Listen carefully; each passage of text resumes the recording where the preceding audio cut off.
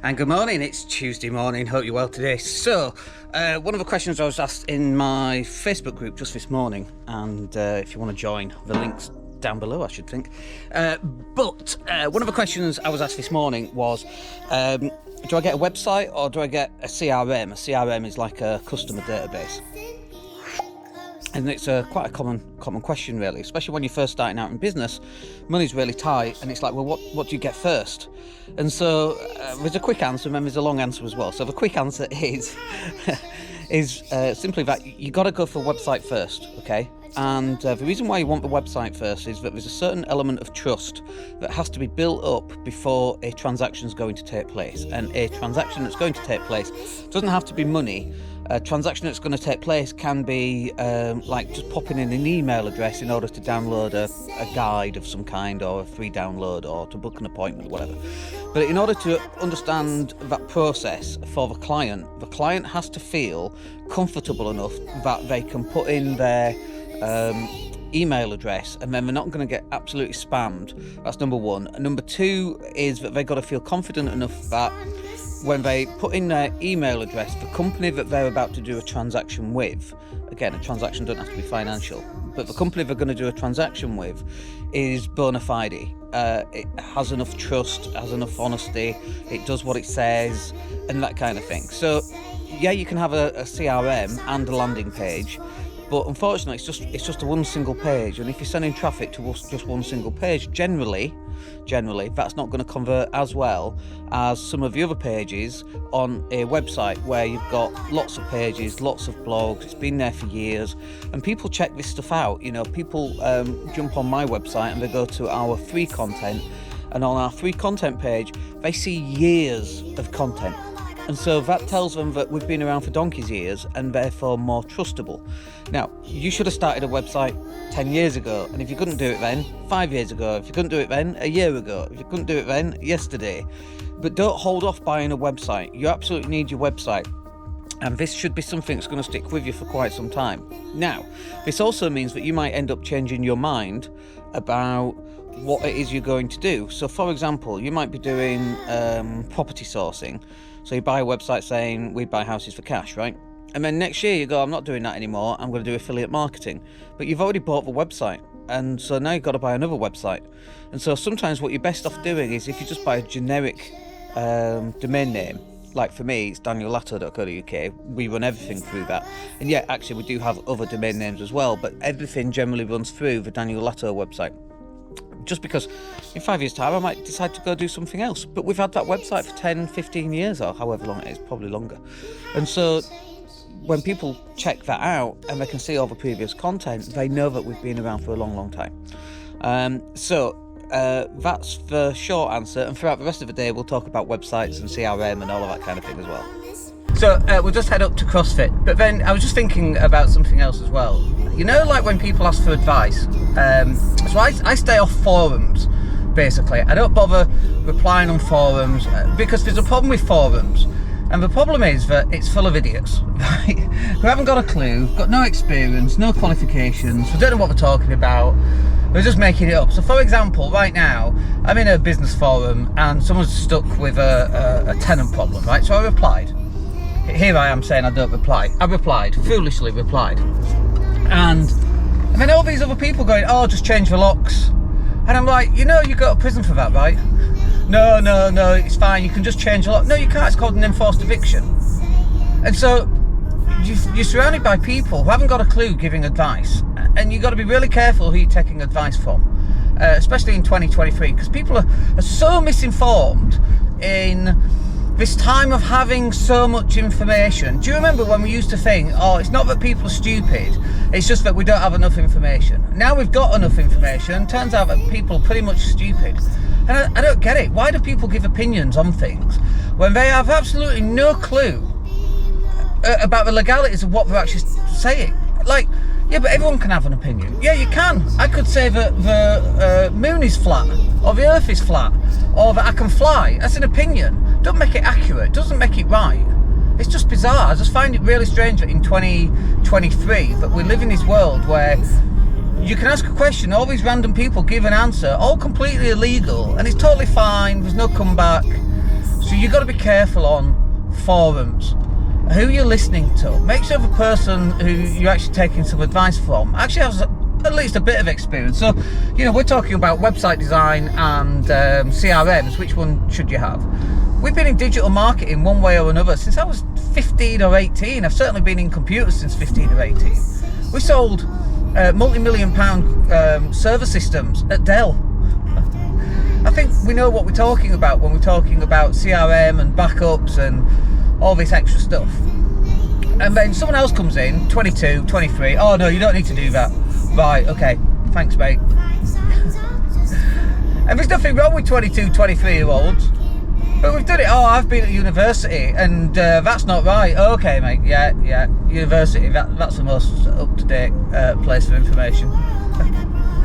So you just got to be really careful about where you're getting information from and who you're listening to online and all of that kind of thing.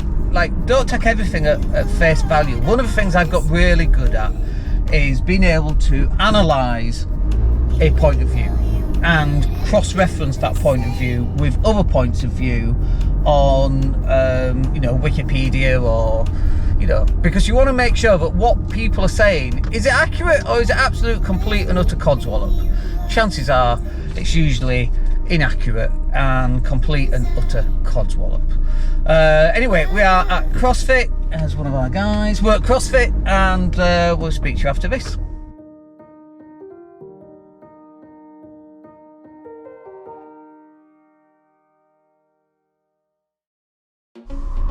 Well, that's our CrossFit session done. I didn't film it today because we did enough of that yesterday. But that was very hard. A 2-kilometre run and then 100 metre sprints times 6 and then dumbbell cleans, 22.5 kilos, which is the heaviest I've ever done, went down to 20s, and then a load of toes to bars and push-ups. It was hard, it was really hard.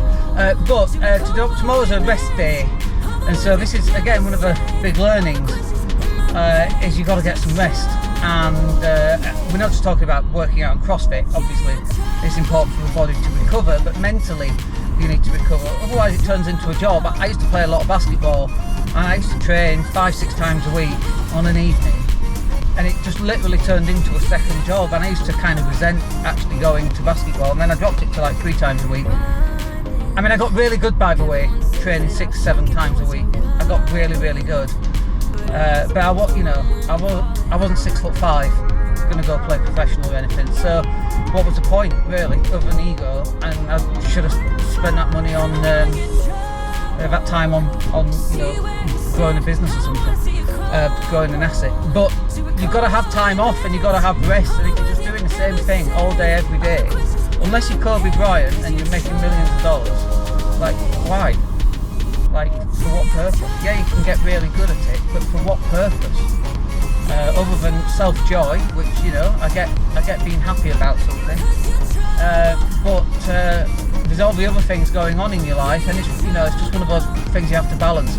Getting rest is as important as doing the work, and it's the same in working out, and it's the same in business, and it's the same in everything. You have to have time off to recover and to get excited about the thing that you're interested in again, because if not, you end up being not very excited by it. So just as we're back at the Home Office, and one of the things we've been waiting for is a new brochure for some apartments that's available in Brighton, and we just got it back and it's looking pretty cool, has to be said. So that's really cool. We can send that out over to our client now, and we'll see if we can get some of his apartments sold. And now it's time for us to go live on our podcast, which we do almost every day. So let's go live. So one of the other things that you're going to need on your website as well, and it's one of the things that kind of winds me up a little bit, is you need to know how many people are actually visiting your website. You see, it's all right having a website, and it's all right having a CRM and looking how many people are filling in the form or not filling in the form. But for example, let's say people are not filling in your form. and you're like, oh, there must be a problem with the form. But how do you know? Like, what if it's not the form? What if it's the fact that you've had 0 people visit the website this week? And if you've had 0 people visit the website this week, then the question should be, okay, how do I get more people to visit the website?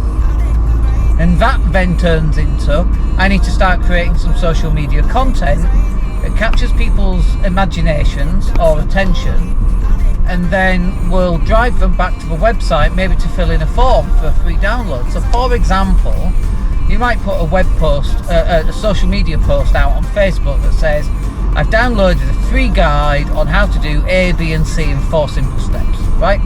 And then you go and you place that with an image or a video, and then you put that on social media. Now you're going to start driving some people back to the website. Then they're going to fill in the form because they want the 4 steps to A, B, C, whatever that happens to be. Now you're driving traffic to the website. Now you're able to see how many people are actually visiting the website and what sort of content's working, what sort of content isn't working, which pages are they visiting. It's one of my little bugbears. People just don't do this enough. They think, oh, you know what, I've got a website, that'll do. And you know what it's like? It's like buying a Ferrari and not bothering to put petrol in it and then complaining, well, that Ferrari just doesn't work. I've spent enough money on that Ferrari, I'm not going to put petrol in it and spend more money. I spent enough money on that website, I'm not going to then spend more money driving traffic to it. It just doesn't even make sense, does it? Like, does it? Is it me that's off here? I don't think so. You're in business. You want to make some money, you want to make some sales. That's what your website is for. To convert people to getting a hand out of a pocket, get the wallet out, put in the credit card details, book a strategy call to get on a phone call with you so you can diagnose where they are, what they need, and the best way that you can help them. That's the whole point of it. But you can't do any of that unless you've got a website, unless you've got a CRM, unless you're driving traffic to the website and you know how many people are visiting, what pages they're on, how long do they spend, what's your bounce rate. If you don't know what bounce rate is, it's how long people actually stay on your website for. All this stuff is really, really important, but I see so many business owners just go, oh no, it's too complicated, I don't need to know that. You do need to know it. When our clients sign up for our digital marketing services, at the end of each month they get a report, and on that report it details how many visitors they had, where did they come from, which social media drove the most visitors, what is the best time to post during the day. They get that as standard because it's really vital information. Most business owners, they don't look at that. They go, well, I'm skint this week, I need to make some more sales. Yeah, but what's the process for you making more sales? What does that look like? And it should be something that's very cerebral. Okay, so we're going to create this content, we're going to drive traffic to this page, we're going to get 1% conversion. So if we need 10 people, that means we need 1,000 people on this page. That's how it works. That's what you should be doing. But again, most people don't do it because it's hard and it's complicated and they don't know what they're doing. And it's like, well, that's why you use us. It's not hard for us. This is what we do. I was having a chat with Graham because one of our clients was asking about Google Analytics for a website. I'm like, oh, for mobile, right? I'm like, oh, Graham, I don't know how to do this. Yeah, I know how to do it. I'm like, oh, I don't know everything either, clearly. But we employ other people that do know how to do stuff. And so this is really what you should be asking for help with. Got a man just walking in the middle of the road for no reason at all, as you do. So come and ask us for help. We're here to help you. You just got to ask us and we'll take a look at your website and we'll give you some help and advice on how to improve it or things that you're doing wrong and so on. So definitely come and help us.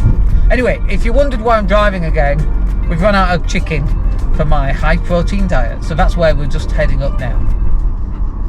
So just to finish up then, the bottom line that you really need, you've got to have a website. There's just no question that you need to have a website. And I think that if you get your website in place, the second thing that you could probably do is you could go and get a really cheap CRM, something like MailChimp. Look, it's not very good. We know it's not very good. We give it away for free because it doesn't work properly. if someone fills in a form, it won't email you to tell you. You have to keep checking. Whereas something like Active Campaign, if you can afford it, you can set it up so that if someone fills in a form, it'll send you an email to say Bob's filled in a form, go and take a look. So that's really useful, obviously. But if you're right at the start of your journey and you can't afford that, the website is the absolute must. And then what you should be doing is driving traffic from social media back onto your website. So then at least you've got a way of driving traffic to that website. Put your phone number on there, put your email address on there, and try and generate some kind of leads in that way. So I hope that's useful for you, and we'll catch up with you in tomorrow's video. All right, have a good one. Take care.